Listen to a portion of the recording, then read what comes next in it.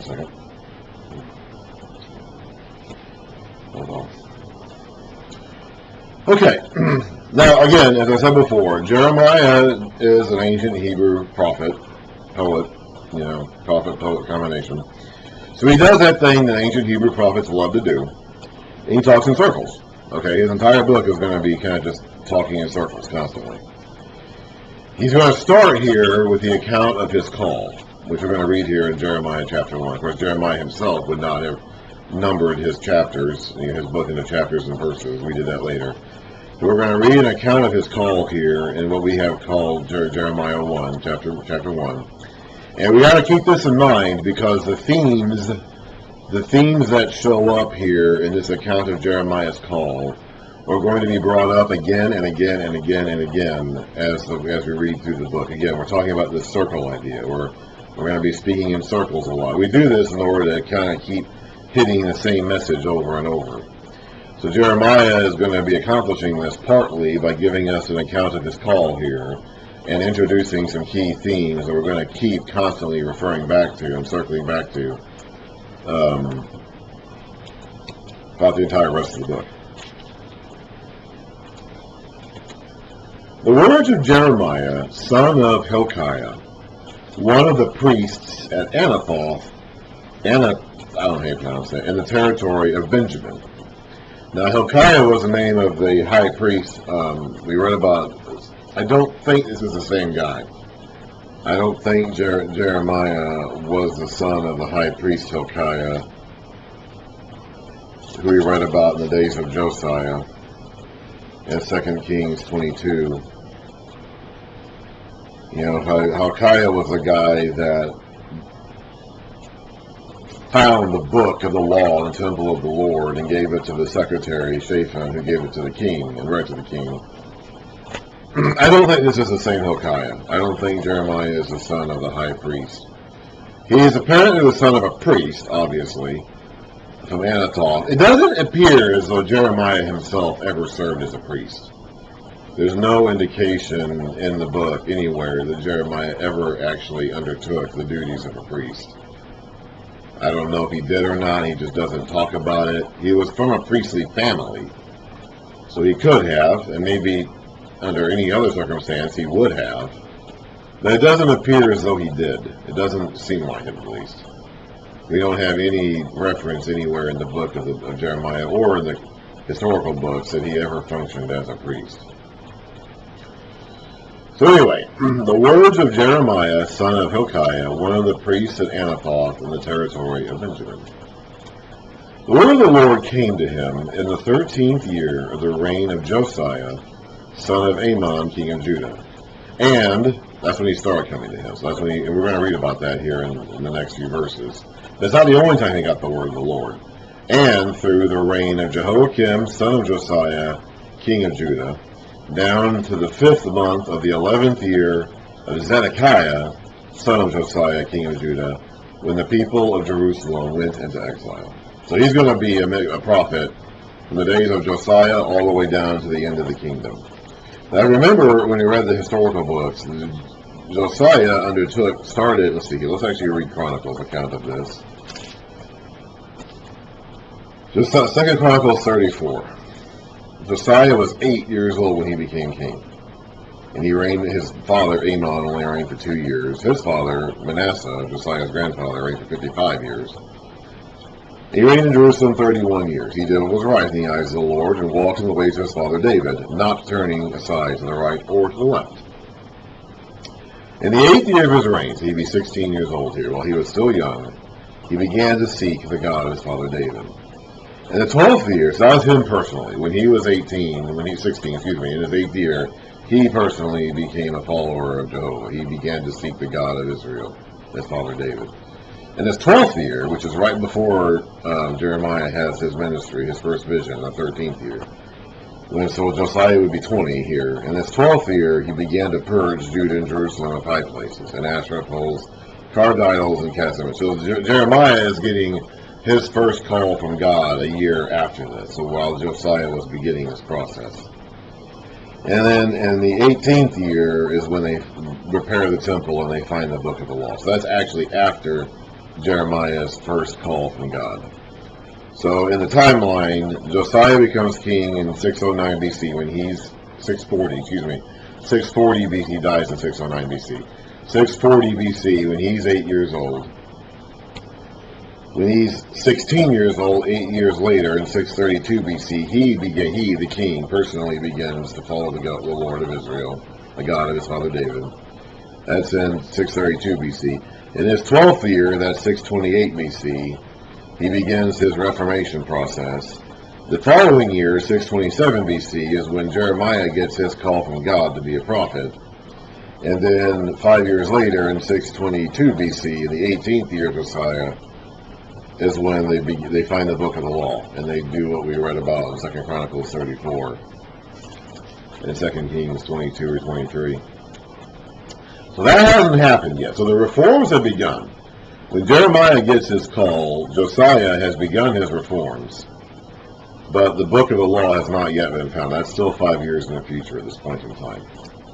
And Jeremiah is going to continue, that's 627 BC, and Jeremiah is going to continue being a prophet for at least 40 years, down to the exile, which happened in 586 BC. We'll read later on that Jeremiah there's still a section of Jeremiah at the end of the book that takes place actually even after that, when the survivors of the attack go down to Egypt and take Jeremiah with them, and that would have even been a couple of years later. So, and we don't know what happened to Jeremiah after that. So his prophetic ministry spanned at least 40 years, from 627 BC to 586 BC and even beyond.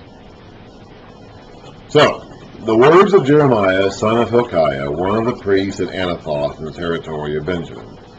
The word of the Lord came to him in the 13th year of the reign of Josiah, son of Amos, king of Judah, and through the reign of Jehoiakim, son of Josiah, king of Judah, down to the 5th month of the 11th year of Zedekiah, son of Josiah, king of Judah, with the people of Jerusalem. There's actually also 2 other kings during that time, Jehoahaz and Jeconiah, who only reigned for 3 months each. Remember how we read about that? How after Josiah died, there were 4 reigning kings, three of his sons and a grandson of his.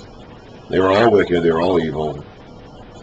One of them reigned for 11 years. One of them reigned for 3 months and then was replaced by the Pharaoh of Egypt. The next one reigned for 11 years, and then he died under mysterious circumstances. We'll read about that's Jehoiakim. Then the third one, Jeconiah, reigned for 3 months, and he was taken to Babylon. And the fourth one, Zedekiah, reigned for another 11 years. So you have 11 years, 3 months, 11 years, 3 months, 11 years. And that takes us down to 586 BC when the kingdom was conquered. And the last king of Judah, Zedekiah, was captured, his family killed.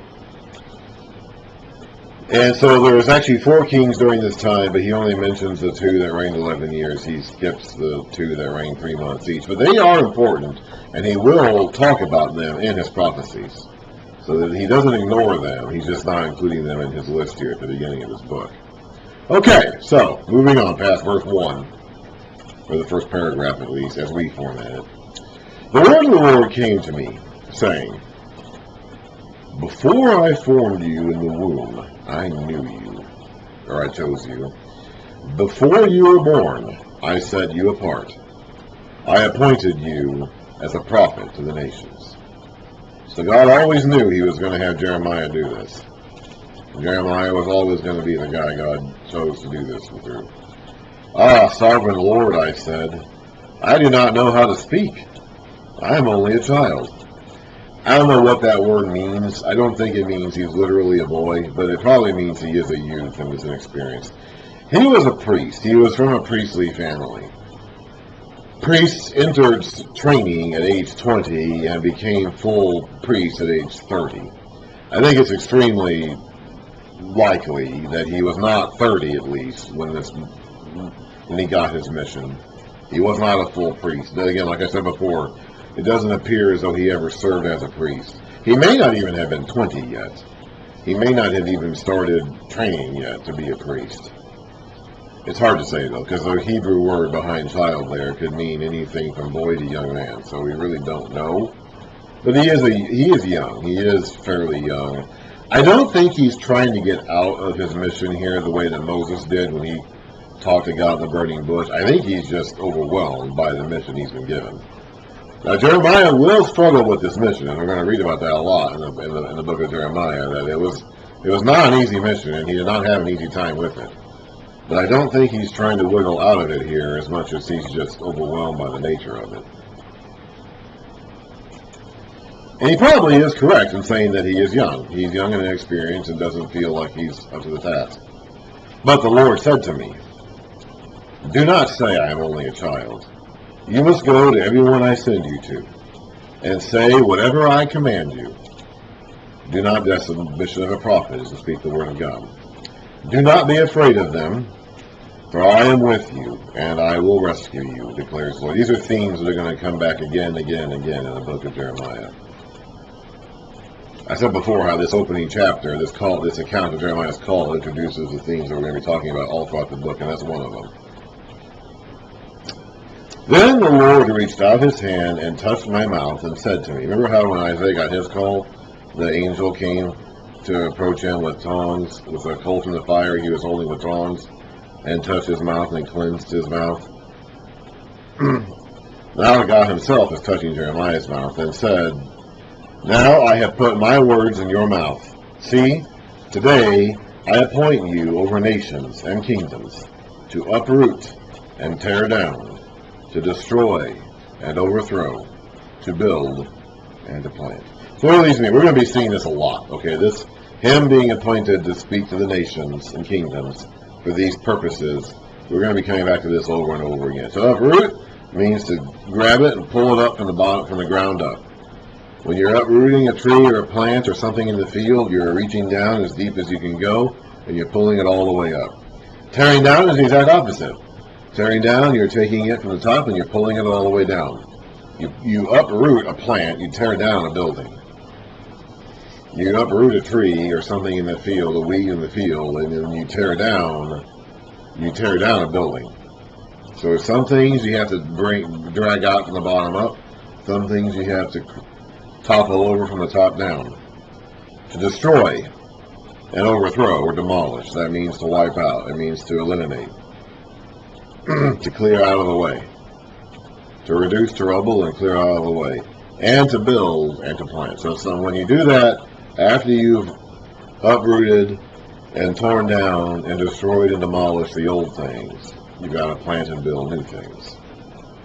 The old system, the way that they're doing things, has to be removed. It's corrupt, it's unsalvageable, it has to be gone. It has to be uprooted from the ground up, it has to be torn from the top down, it has to be wiped out from left to right, top to bottom, backwards and forwards, and removed so that new things can be built and new things can be planted. Sometimes it's what you gotta do. Sometimes you can't fix the current system. Sometimes the only approach is to replace it with something new. The word of the Lord came to me. What do you see, Jeremiah? So he's giving a vision here. I see now this isn't something, this next couple of verses are not going to make any sense in English. So I'll just read them and then mention what it means, because you're not going to get the meaning out of this just reading it as it is in our English Bibles. What do you see, Jeremiah? I see the branch of an almond tree, I replied. The Lord said to me, you have seen correctly, for I am watching to see that my word is fulfilled. I mean, that doesn't mean anything to us. This has two meanings in Hebrew. One is that the word for, as we see in our footnote down here, the Hebrew for watch sounds like the Hebrew for almond tree. So there's a Hebrew wordplay here. And also that the almond tree is one of the first to bud every spring. So God is going to be rising, and we're going to be seeing that concept of rising early and sending is going to be mentioned a lot in Jeremiah as well. God is rising up early and sending his prophets to watch over his word. You don't get that from reading the English translation, but that's what that's saying. God is rising up early and sending his prophets to watch over his word, to see that it's fulfilled. The word of the Lord came to me, another vision, saying, what do you see? I see a boiling pot tilting away from the north. So it's tilting from the north and pouring out to the south. The Lord said to me, from the north, disaster will be poured out on all who live in the land. I am about to summon all the peoples of the northern kingdoms, declares the Lord. Their kings will come and set up their thrones in the entrance of the gates of Jerusalem. So they're going to conquer the city. They're going to make themselves at home in the kingdom that they've conquered. They will come against all her surrounding walls and against all the towns of Judah. I will pronounce my judgments on my people because of their wickedness in forsaking me. That's the key reason. It isn't arbitrary. It isn't for no reason. It isn't because God wants to do this or that he's capricious and delights in punishment. It's because they have forsaken me, and they have been doing so for centuries. The burning, and because of their wickedness in forsaking me, and burning incense to other gods, and in worshiping what their hands have made.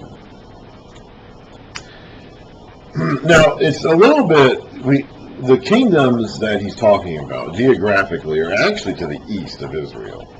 Babylon ends up being the chief of the kingdoms that are being referred to here. And Babylon is actually east of Israel. If you look at a map, you'll see that Babylon is more east of Israel. If anything, it's east and slightly south of Israel. It's not north, okay? But it's described as this boiling pot that's tilting from the north to the south. And it's described as a kingdom of a group of kingdoms for the peoples in the north, because that's the direction they're going to come from to get to Judah. Between Judah or Israel and Babylon, there is a desert, and the invading forces aren't going to go through the desert to get to Judah or Egypt if they were on their way to Egypt. So they, just like when Abraham came up out of the same area, Ur of the Chaldees, it's the same geographical area where Babylon is going to be. He went up the Mesopotamia, the Euphrates River, up through Mesopotamia, and then back down into the land from the south, from the north into the south. He didn't go straight west from the east because there's a desert there. And the Babylonian forces, when they come against Israel, are not going to be coming from the west, or through the west from the east, because there's a desert there in the way. Even though Babylon is actually more east of Israel than north. So that's what it talks about when it talks about this boiling pot tilting from the north, and these kingdoms coming from the north. That's literally the direction they're going to be coming from. But the kingdoms themselves are actually kind of east more than north of Israel. Get yourself ready. Stand up and say to them whatever I command you, whether you like it or not, whether it's a plea. It will not be a pleasant message, okay? The message Jeremiah has to say to these people is not going to be one that they want to hear. It's not even really going to be one that Jeremiah wants to say. Jeremiah is going to complain several times about the nature of this message and how bitter it is and how he weeps over it and how God has forced him to speak a message he doesn't really want to speak.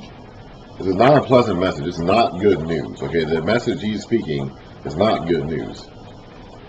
It's not something that people want to hear, and it's not even something that he wants to say. Do not be terrified by them, or I will terrify you before them. Today, I have made you a fortified city, an iron pillar, and a bronze wall to stand against the whole land. God is going to make this guy secure. Jeremiah himself is not going to be secure. Okay, Jeremiah would never be able to do this if it weren't for God. He barely even managed to do it even with God. Against the kings of Judah, its officials, its priests, and the people of the land. They will fight against you, but they will not overcome you. For I am with you, and I will rescue you, declares the Lord. We're going to be seeing this play out all throughout the book of Jeremiah. Jeremiah had one guy who responded to him. That was a guy named Baruch. Actually, there were a few others who were sympathetic to him. We don't want to overstate the case that there were literally nobody in the land who listened. Some did, okay? But it was few. And for the most part, you know, and the ones they did, they weren't enough to stem the tide. They weren't, even though there would have been some who would have listened to Jeremiah's message, it was not enough to prevent what was going to happen from happening. So that is Jeremiah's call, and we're going to be circling back to a lot of these themes all throughout the book of Jeremiah. The uproot, tear down, destroy, demolish, plant, and build. That is going to be brought up many times. The watchman, the idea of rising up early and sending, is going to be brought up many, many times. The kings of the north is going to be brought up many times. The kingdoms of the north, the cause of the problem, because of the wickedness, is going to be brought up many, many times. Jeremiah standing in the face of all opposition with God's help is going to be brought up many, many, many, many times. So we're introducing a lot of things that we're going to be coming back to over and over and over and over again as we go through the book of Jeremiah. And Jeremiah would have been a young man at this point. Definitely not 30, and maybe not even 20. So this is a lot for a young man like that to take on. I don't think he's necessarily reluctant here. When he talks about he doesn't know how to speak, I'm only a child, I don't necessarily think he's reluctant or trying to wiggle out of it as much as he probably is just genuinely overwhelmed because he's young. I've been a young man. I know what it's like to be overwhelmed at something that you don't think you have the capacity to do. And I think that's what Jeremiah is saying here. He will struggle with this mission, and we're going to be reading about that a lot as we go forward.